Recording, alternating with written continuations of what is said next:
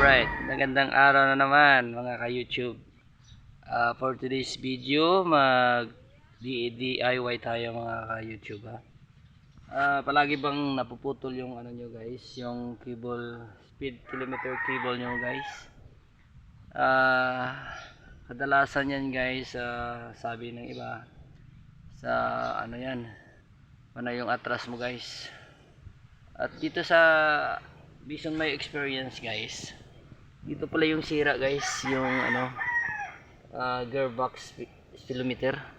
Sira pala dito guys, kaya dalawang beses na akong bumili ng cable wire ng speed kilometer, putol palagi.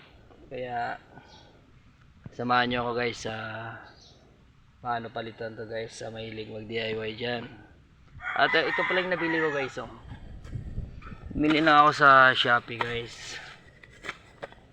Ito lang guys Ito guys.